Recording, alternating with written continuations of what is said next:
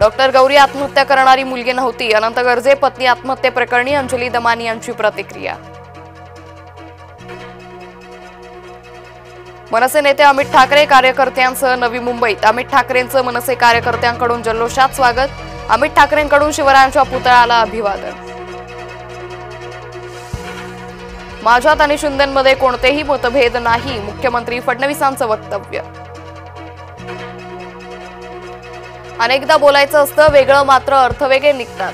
अजित पवारांच्या वक्तव्याची मुख्यमंत्र्यांकडून सारवासारव.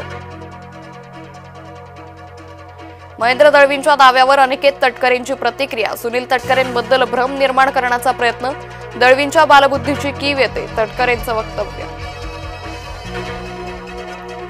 माझं नाव घेतल्याशिवाय काहींचा दिवस जात नाही, उपमुख्यमंत्री एकनाथ शिंदेंचा उद्धव ठाकरेंना टोला.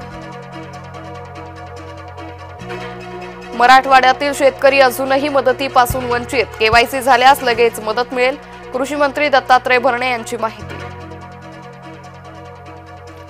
महिलेसोबत गैरवर्तन करणाऱ्या डॉक्टरला बेदम चोप, कराड विमानतळ परिसरातील घटना. कल्याणमधील अर्णव खैरे आत्महत्या प्रकरणी श्रीकांत शिंदेंनी खैरे कुटुंबियांचं केलं सांत्वन. या घटनेचं राजकारण करू नये, श्रीकांत शिंदेंचं वक्तव्य.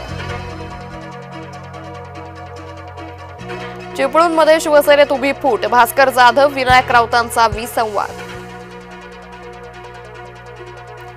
काँग्रेसच्या प्रांताध्यक्षांनी अवकातीत राहावं, भाजपचा हर्षवर्धन सपकाळ यांना इशारा. नीट बोला नाही तर परिणाम गंभीर होतील असाही इशारा. पुण्याच्या नारायण पेठेत मद्यधुंद तरुणाचा राडा, पोलिसांचा मुलगा असल्याचं सांगत धिंगाणा, वेगानं वाहन चालवत दिली अनेक गाड्यांना धडक.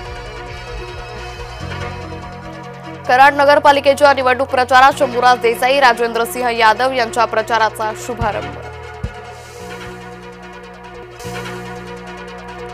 कोल्हापुरात टीईटी परीक्षेचा पेपर फोडण्याच्या तयारीत असणारी टोळी जेरबंद, या प्रकरणी 9 जण पोलिसांच्या ताब्यात. शिक्षण विभागानं टाळ ठोकलेली शाळा रुग्णालयात सुरू, लातूरमधील चैतन्य ई टेक्नो स्कूलमधील धक्कादायक प्रकार.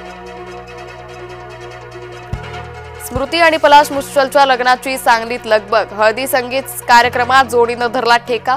सांगलीची कन्या स्मृती महिला क्रिकेट संघाची उपकर्णधार.